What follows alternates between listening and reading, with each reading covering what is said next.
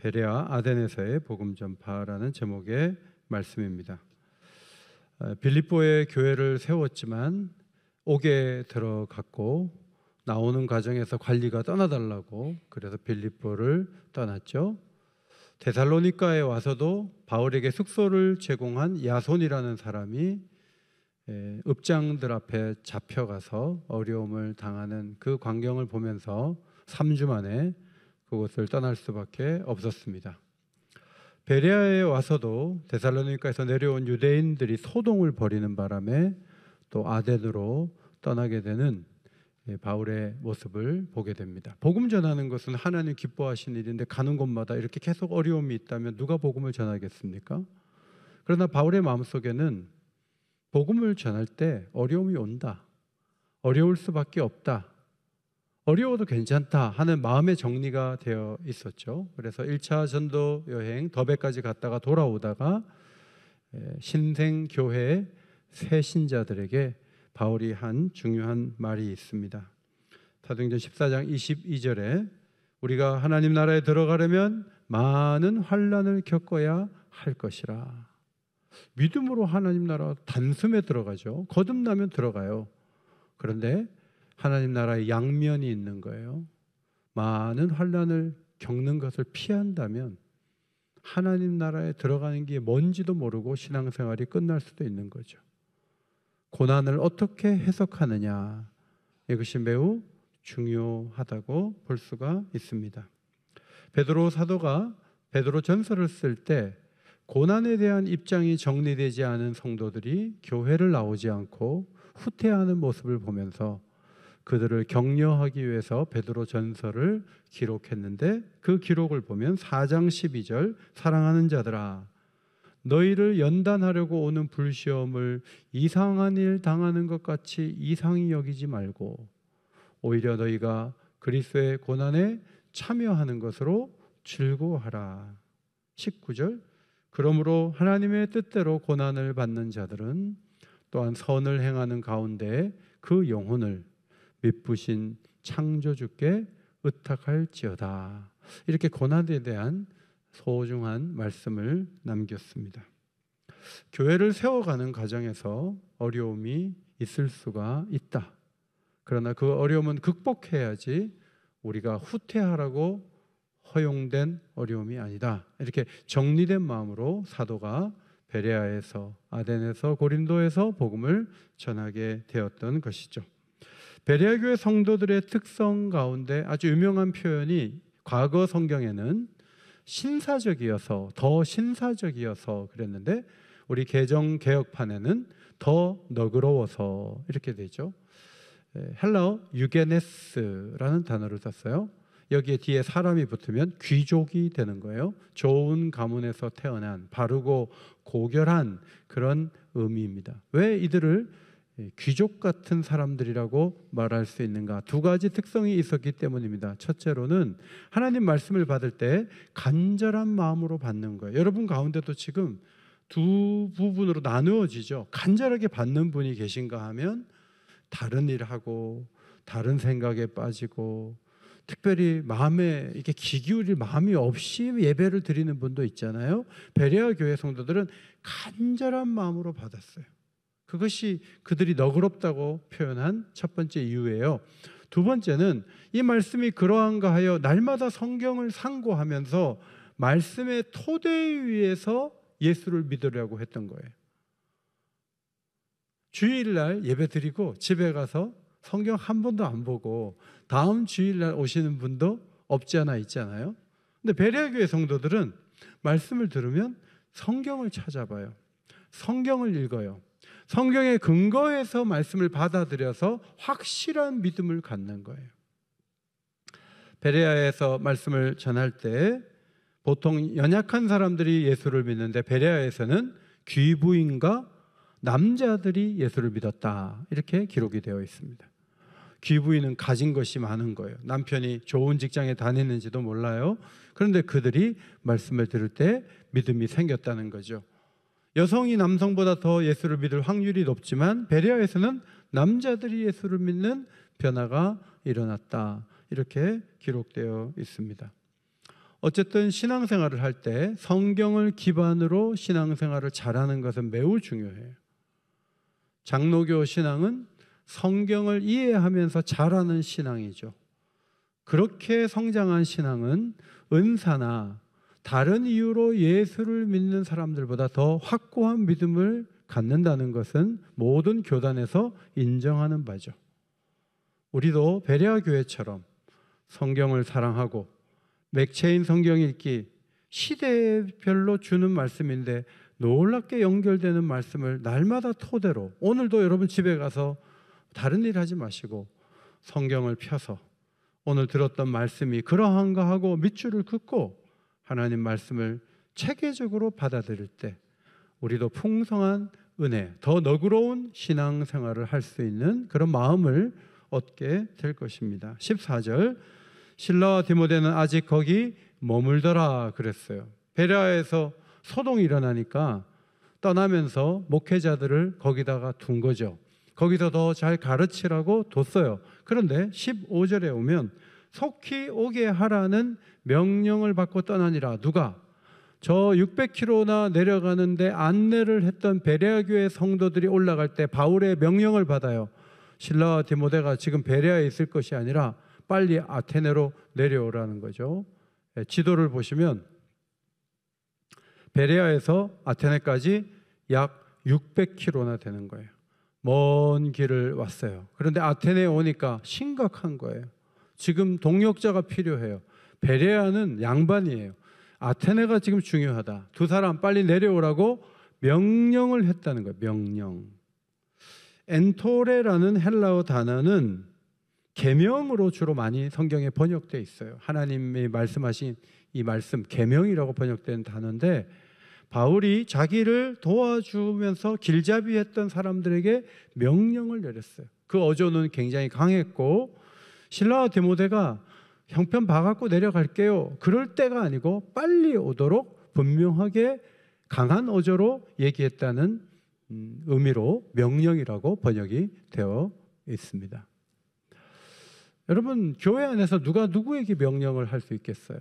다 내가 좋아서 예수 믿는 것이고 내가 선택해서 다니는 교회고 내가 원해야 받을 수 있는 직분인데 누가 누구에게 명령을 해요? 그러나 바울은 이 모든 일들을 이루어 나가면서 하나님 나라가 십자가를 중심으로 모인 공동체이고 바울이 실라와 디모데에게 월급 주는 건 아니지만 말할 수 있다는 거죠. 여러분 직장에서 다른 데로 정근 가세요 하면 여러분 듣잖아요. 왜? 거기서 월급 주니까.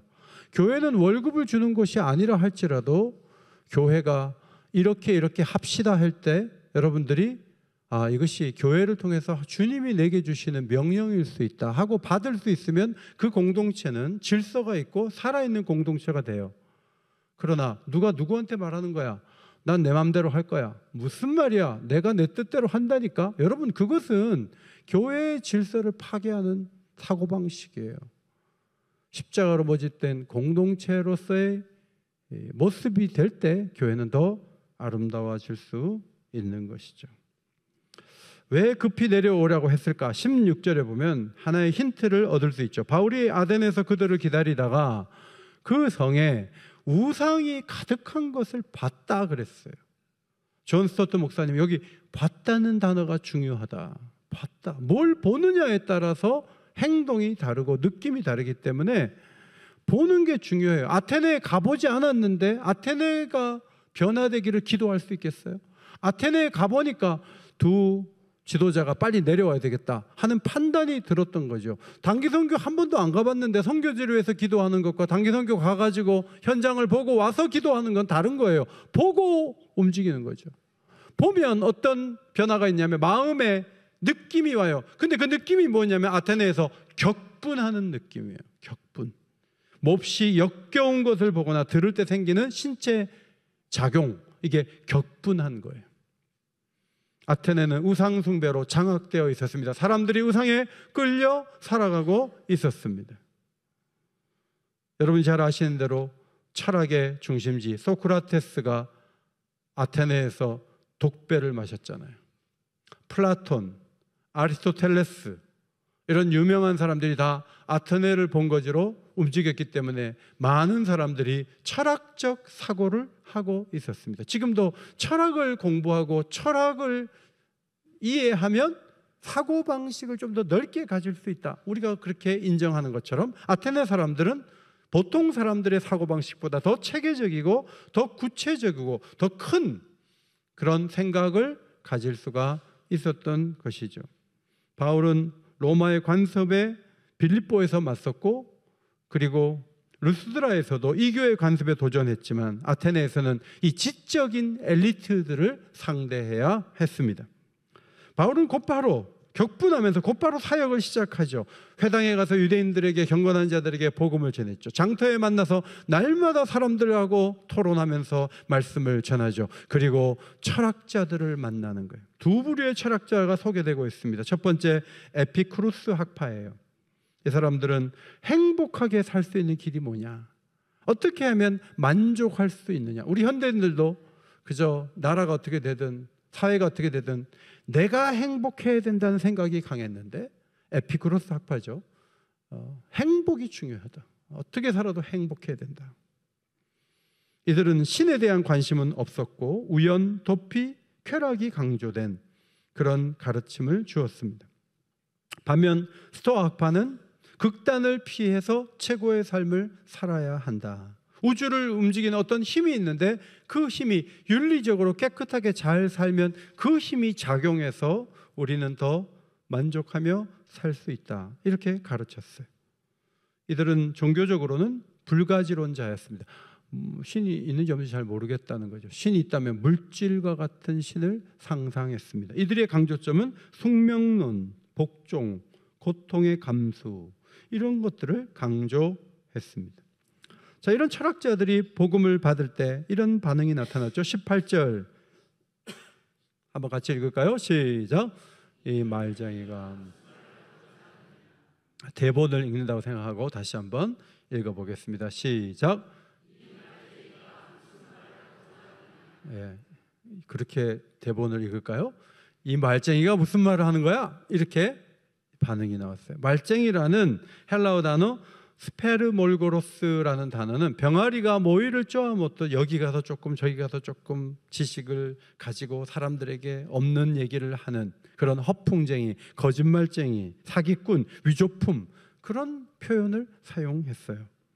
어떤 사람은 이방 신들을 전하는 사람인가 보다 이렇게 말했어요. 많은 신들이 있으니까 그 중에 하나를 전하나 봐. 이 두 얘기 다 바울에게 합당하지 않은 반응이었죠. 그러나 19절을 보시면 그를 붙들어 아레오바고로 가며 말하기를 내가 말하는 이 새로운 가르침이 무엇인지 우리가 알 수 있겠느냐. 아레오바고는 지금으로 말하면 대학과 같은 데예요. 자유롭게 토론이 가능한 그런 광장, 그곳으로 데리고 가서 같이 한번 얘기해 보자는 거예요. 아테네 사람들의 특징은 새 것에 대해서는 관심이 많아요. 새 것에 대한 시간을 쓰는 건 전혀 아깝지 않아요. 이 사람들은 바울이 무슨 새로운 소식을 갖고 온 것 같은데 한번 들어보자 하고 관심을 기울였던 것입니다. 아테네에서의 복음 전파는 길거리에서 전도하거나 사람들을 교회로 초대해서 전도하는 방식과는 전혀 다르게 가정에서 자유 토론을 하듯이 그리고 어떤 강론을 잘 준비해서 전달하듯이 그렇게 복음을 전하는 방식이 동원되었습니다. 바울은 여기서 어떻게 복음을 전했을까요? 그 내용이 상세하게 소개되어 있습니다. 첫째로 먼저 아테네 사람들을 이해하는 거죠. 좋게 얘기해 주는 거예요. 22절 아덴 사람들아 너희를 보니 범사에 종교심이 많도다. 사실 다실론에 빠져갖고 이건 비난받을 행동임에도 불구하고 비난으로 시작하지 않고 종교심이 많다 이렇게 칭찬하듯 얘기를 했습니다. 아테네 사람들은 얼마나 종교심이 강한지 모든 신들을 기쁘게 하려고 신상을 세우고 제물을 바치고 하면서 이들은 마음에 이런 생각이 들었어요. 혹시 우리가 알지 못해서 그 신이 너는 왜 나한테 제물을 바치지 않아 하고 화내면 어떻게 하지? 그러니까 그런 신을 다 총칭해서 알지 못하는 신이라는 그런 신도 하나 만들어 놨어요. 바울이 지나가다 보니까 그런 신이 있는 거예요. 근데 바울이 생각해 보니까 이들이 알지 못하는 형상을 만들어 놓은 그 신이 눈에 보이지 않는 여호와 하나님일 수 있다라는 생각을 하게 된 거죠. 그래서 아덴 사람들과 기독신앙을 접목할 수 있는 접촉점을 알지 못하는 신이라는 단어에서 그것에서 가지고 온 것을 보게 돼요. 이걸 엘링틱스라고 성교학적으로 명명합니다. 여러분 전도하실 때 그냥 무조건 얘기하는 건 좋지 않아요. 제가 며칠 전에 신방 가서 일본 여행을 한 번씩 다녀오는 집이라서 제가 홋카이도 갔다 와서 홋카이도 얘기를 하면서 일본의 어느 지방에 갔다 왔는지 일본에 대한 얘기를 막 하는데, 신방을 갔는데 일본에 대한 얘기를 하는데 일본을 너무 잘 아는 분이 일본에 대한 얘기를 하니까 그분이 일본에 대한 얘기를 길게 하시면서 마음이 활짝 열렸어요. 예수를 믿어도 서로 통하는 얘기부터 시작하면 마음이 활짝 열리게 되는 것이죠. 전도를 하다 보면 저 어릴 때 선물 받으려고 교회에 몇 번 간 적이 있는데 좋은 인상을 얘기해요. 그게 엘링틱스예요. 그럼 거기서부터 시작해야 되는 거예요. 너무나 사업이 힘들 때 누군가 도와주는 힘을 느꼈다고 말한다면 바로 그 힘을 주신 분이 하나님이라고 시작할 수 있는 거예요. 이것이 접촉점으로 시작하는 전도의 방식이죠. 두 번째로 바울은 창조주 하나님을 5가지로 소개한 것을 보게 됩니다. 이 전도하는 내용의 특별함은 뭐죠? 십자가 얘기가 없잖아요. 바울이 십자가 얘기를 안 했겠어요? 부활 얘기를 안 했겠어요? 18절에 보면 바울이 예수와 부활을 전하기 때문이러라 했잖아요. 그러니까 부활도 얘기하고 십자가도 얘기하는데 이 철학이 깊은 사람들에게 십자가와 부활만 얘기하지 않고 창조주 하나님으로부터 출발하여 우상의 허구를 드러내고 하나님의 특별함을 얘기하는 바울의 이 전도 방식을 우리가 배울 필요가 있는 것이죠. 첫 번째, 만물을 지으신 하나님은 천지의 주가 되신다, 그렇게 선포하였습니다. 헬라어 주는 큐리오스라는 단어를 사용했습니다. 이 만물을 지으신 분이기 때문에 2가지를 염두에 둬야 된다. 첫째로, 손으로 지은 집에 들어가 계신 분이 아니다 하는 거예요. 여러분, 만물을 지었는데 여기 들어와 계시겠어요? 여러분이 교회 오면 경건함을 느끼고 주님 제가 왔습니다 하지만 사실 교회 밖을 나가면 하나님이 안 계세요. 산에 가면 안 계세요. 바다 밑에 가면 안 계세요. 거기 다 하나님이 계신 그런 분이에요. 그런데 사람들이 신전을 만들어 놓고 거기에 신을 가두어 놓고 있는 거예요. 그건 신도 아니라는 거죠. 두 번째로, 이 신은 만물을 지으신 분이고 도와주시는 분이신데 우리가 그분을 먹여 살리는 게 아니에요. 그분이 필요한 것들을 갖다 주는 것도 아니에요. 헌금을 드리는데 그것이 주님의 생활에 좀 도움이 되라고 갖다 바치는 게 절대로 아니에요. 그분은 모든 것을 가지셨고 그분은 우리에게 좋은 것을 주실 수 있는 분이시지 우리가 하나님을 먹여 살리는 게 아니에요. 어제 설교 준비 마치고 잠깐 산책하는데 딸같이 생긴 분이 아버지 같은 분을 모시고 하다가 그 아버지가 힘이 드는지 잠시 쉬어 있는데 딸이 그 손을 잡고 같이 쉬고 있다가 다시 걸어가는 모습을 봤어요. 하나님이 노쇠하여서 우리가 손을 붙잡아 드리고 산책이라도 시켜드릴 그런 분이 아니에요. 하나님 만물을 창조하셨고 만물을 움직이시는 능력의 신이 되는 것이죠. 두 번째로, 만민에게 생명과 호흡과 만물을 친히 주시는 분이에요.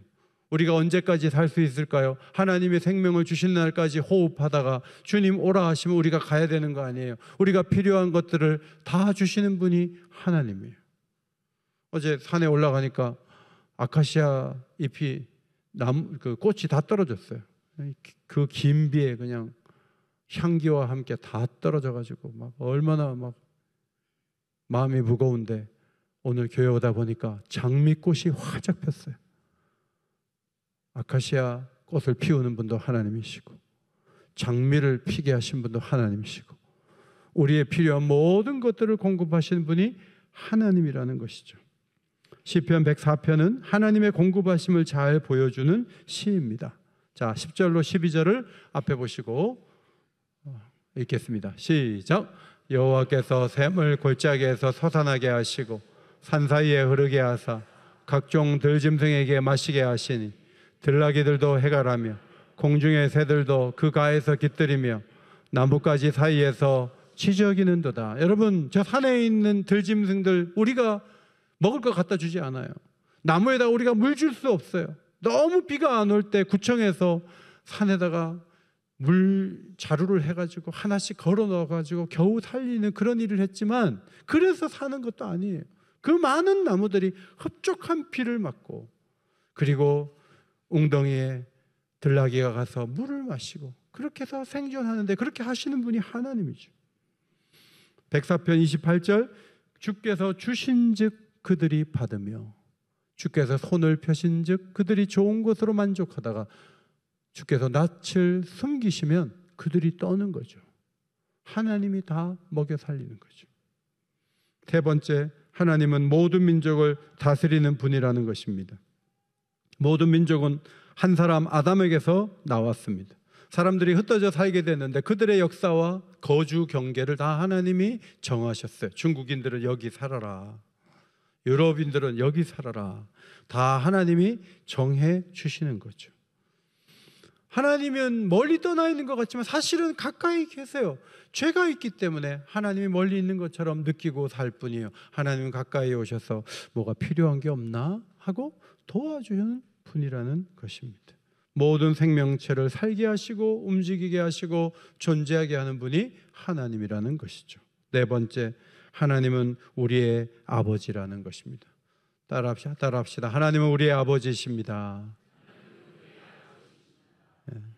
BC 3세기 스토아파 아라투스라는 사람의 시를 인용하죠. 바울이 우리가 신의 자손이다 이런 시를 썼는데, 그 시를 인용하면서 천지를 창조하신 하나님이 인류의 아버지가 되신다는 것입니다. 그 위대한 하나님을 사람들은 금을 가져다가 은을 가져다가 돌을 가져다가 기술을 가지고 형상을 만들어 이게 하나님이다 라고 섬기는데, 그게 얼마나 허구냐 하는 거예요. 우상숭배는 하나님을 제한하는 것이고 하나님을 길들이려 하는 것이고 통제하려는 거예요. 잘못된 것이라고 지적합니다. 다섯 번째, 하나님은 심판자가 되십니다. 따라합시다. 하나님은 심판자가 되십니다. 바울이 알지 못하는 시대에는, 바울은 말합니다. 알지 못하는 시대에는 허물하지 아니하였으나 이제는 회개하라. 하나님이 천하를 심판하실 때가 오는데 모든 비밀이 드러나게 되고 하나님은 아들을 통해서 심판하실 것이다. 사흘 만에 부활하신 예수님은 하나님의 아들로서 심판주로 오실 것이다 라는 말씀을 전했겠죠. 자, 이런 복음을 받고 아덴 사람들의 반응이 두 가지로 갈리죠. 어디서나 그래요. 첫 번째, 조롱하죠. 웃기고 있네, 말도 안 돼, 너나 믿어, 내 주먹을 믿지, 뭐 이런 조롱한 사람들이 있었을 거예요. 두 번째, 관심을 기울이죠. 내 말을 다시 듣겠다. 그런데 여러분, 아테네에서 복음 전해서 많이 예수를 믿지 못했어요. 2명의 명단만이 공개돼요. 첫 번째, 디오누시오라는 사람이죠. 관리인데 유세비우스에 의하면 이 사람은 아테네 최초의 감독으로 있다가 순교한 인물로 역사에 알려져 있습니다. 두 번째, 여성인데 다마리라는 여성이 예수를 믿었어요. 그리고 다른 사람들도 믿었다 했지만 그 수가 적은 것으로 보여요. 그래서 일부 사람들은 아테네에서 복음 전파는 실패했어라고 얘기해요. 그러나 여러분, 많이 예수를 믿게 되면 성공한 거고, 복음 전한 사람의 2-3명 예수 믿으면 복음이 실패한 겁니까? 그렇지 않아요. 이 자체로 굉장한 가치를 지니고 있다고 보고, 특별히 아테네에서 복음을 전한 이 복음의 내용 가운데 십자가만 전하지 않고 창조주를 말하고 구원만 말하지 않고 심판을 말하는 것이 중요하다는 것을 우리가 배워야 하겠습니다. 오늘도 교회가 복음을 더 적극적으로 전해야죠. 봐야 돼요. 신문도 보시고 현장도 보시고, 광화문에 막 소리가 날 때 가서 봐야 돼요. 보고 휩쓸리기보다는 보고 어떤 느낌이 드시는지, 세상을 이렇게 놔둬도 될까? 우리가 어떤 뭔가를 보고 느낌이 오잖아요. 그 느낌을 가지고 그 다음 곧바로 행동하는 것이 중요한데, 그 행동 가운데 하나가 복음을 전하는 일이죠. 우리 시대에도 우상이 많아요. 집에 가면 우상이 있는 것은 아니지만, 정치하는 분들은 제가 보기엔 대통령 되는 것 아니면 다른 건 다 의미가 없나 봐요. 그럼 그건 정치를 하는 게 아니고 우상을 섬기는 거예요. 한 가지 외에는 다 쓸모없다. 그건 우상이에요. 수많은 우상들이 있어요. 때로는 자녀가 우상이에요. 가만히 둬도 잘 자랄 수도 있는데 수많은 방법들을 동원해가지고 자녀들을 오히려 괴롭히고 힘들게 하는 부모들도 있어요. 아이들 다 키워놓고 보니까 하나님이 잘하게 하세요. 부모가 너무 머리 쓰고 너무 집중하고 너무 애들을 이리 가라 저리 가라 하면 애들이 더 힘들어요. 때로는 친구가 우상이에요.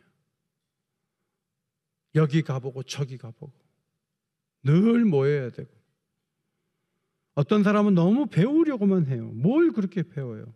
배운 걸 이제 사용할 때가 된 거 아니에요? 치우친 감정으로 봉사하는 것도 우상이 될 수가 있어요. 텔레비전 바보 박스가 우상이 될 수도 있어요. 거기에 시간을 많이 들인다면 다시 생각해 봐야 돼요. 현대인들의 우상은 많아요. 이런 우상들을 보면서 우리는 마음에 뭔가 일어나야죠. 아, 이건 아닌데, 여기서 돌아서야 되는데, 달라져야 돼요. 당나라 시인 이백의 시를 어제 읽었어요. 산중문답이라는, 왜 산에 사느냐 묻길래 웃을 뿐 답은 않고 마음이 한가롭네. 복사꽃 띄워 물은 아득히 흘러가나니 별천지일세 인간 세상 아니냐. 이런 시가 있더라고요. 이백이라는 시인이 권세를 추구하지 않고, 이백이 사는 동네가 중국의 그랜드 캐년 같이 멋있는 동네거든요. 그런 동네에 살면서 이 자연을 누리는 것만으로도 난 충분히 만족하고, 그렇게 권세 잡지 않아도 나는 잘 살아. 잘 그러는 거죠. 교회 생활도 200처럼 하는 분들이 계시죠. 나는 뭐 깊이 관여하지 않아. 복사꽃 띄어 물은 아득히 흘러가나니 별천지일세 인간 세상은 아니야. 이러면서 편하게 사는 거죠. 여러분, 그것은 신앙이 아니에요. 신앙은 자기 인생을 거는 거예요. 하나님의 부르심이 뭔지를 분별하고 하나님 뜻대로 살기 위해서 몸과 마음을 다 쏟는 게 신앙이에요. 200의 시에서 하나님이 있어요? 없어요.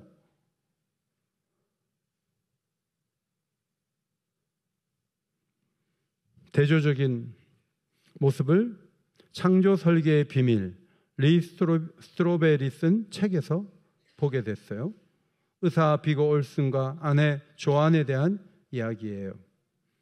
이 부부는 불신앙이 통한 사람이에요. 너무나 잘 맞아요.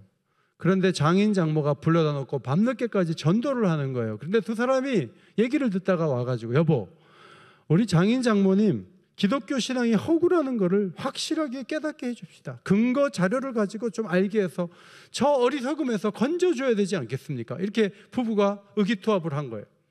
모든 자료들, 책들을 읽어내고 수집하고, 그래서 함께 연구하고 분석하는 거죠. 토론하는 거죠. 근무가 없는 격일밤이나 주말에 얼마나 부부가 열심히 일했는지 몰라요. 우주를 창조한 하나님이 있는가? 없다는 쪽으로 계속 생각을 하죠. 예수는 하나님의 아들이며 그가 우리를 도울 수 있는가? 이 부분에서 허점이 반드시 있을 것이고, 예수가 인간일 뿐이고 하나님의 아들이 아니라는 증거를 찾기 위해서 이 부부는 연구하고 힘을 모았어요. 그런데 반론을 수집하고 모든 어느 날 부인이 이렇게 얘기했어요. 당신 아직도 안 믿어져. 나는 예수가 진짜 믿어져. 하나님의 아들인 게 믿어져 버렸어. 근데 남편이 나도 그래. 그렇게 해갖고 두 분이 예수님을 만나게 된 거예요. 그리고 이들은 하나님 앞에 재용소와 영성의 선물을 주셨는데 의료시설이 없는 곳으로 우리를 보내달라고 기도하기 시작했어요. 하나님께서 방글라데시로 보내주셨어요. 33년 동안 거기에서 어려운 사람들을 도왔어요. 이들 부부는 다른 팀들과 함께 120개의 교회가 세워지는데 협력했어요. 그리고 돌아와서 리 스트로벨을 만났어요. 스트로벨이 물었습니다. 낙후된 나라에서 사느라 얼마나 힘드셨습니까? 그때 의사 비고가 이렇게 말했어요. 신나는 일이었고 더 좋은 일은 없었어요. 온 세상을 준다 해도 사명을 버리지 않을 것이며 우리를 부르신 이유를 발견하고 그것을 그 길을 따라 충실히 사는 것이 최상의 삶입니다. 삶이라고 대답했습니다. 여러분, 우주를 창조하신 하나님, 예수님을 보내신 하나님, 3일 만에 부활하신 그리스도를 바라보고 내 인생이 바뀌었다고 고백하는 우리가 이 답답한 세상 속에서 느낌도 없이 이백처럼 아카시아 향기가 그치니 장미가 피는구나, 여기에 그치면 되겠어요? 우리가 이 어두운 세상 가운데 빛이 되어야 되고 이 맛없는 세상에서 소금이 되기 위해서 창조주 하나님을 소개하고 심판자로 오실 예수 그리스도를 전하지 않은 채 입을 다물고 있는 것은 하나님이 원하시는 모습이 아니에요. 가족에게 말해야 돼요. 부모님이 예수를 믿지 않는데 그냥 두는 것은 그것은 중대한 잘못이에요. 형제들을 찾아가야 돼요. 예수 믿지 않는 동창들이 모인다 그럴 때 교회 간다고 나는 안 간다고만 해서는 안 돼요. 한 번씩 가야 돼요. 가가지고 그 답답한 삶을 살아가는 자들에게 창조주신 하나님께서 예수를 보내셨고 그분을 믿을 때 참 소망이 있다는 것을 얘기해야 돼요. 그것을 하지 않는 것은 중대한 잘못이에요. 버스를 타고 5시간을 갈 때 여러분 옆에 앉을 사람을 기대하면서 집에서 전도지를 챙길 수 있는 깨어있는 심령이 없이는 이 세상이 변화될 수가 없어요. 지난주일에 가족 초대주의를 했어요. 40여 명이 왔어요. 많이 오셨지만 움직이지 않는 분들이 계세요. 주의 명령이에요. 전도해야 돼요. 기도를 안 합니까? 주의 명령인데 내 맘대로 합니까? 그렇게 해서 내 인생이 사라지고 좋아지는 거 아니에요. 하나님이 기뻐하신 일들에 도전하고 움직일 때 우리가 살아날 수가 있는 거예요. 오늘 바울의 모습을 보면서 2사람밖에 명단은 없지만 바울은 위대한 선택을 했고 위대한 전도를 했다, 이렇게 보게 돼요. 이 한 주간 예수 복음을 한 번이라도 전할 수 있는 깨어있는 심령을 가지고 움직일 수 있는 주의 백성들이 되시기를 예수의 이름으로 축원합니다.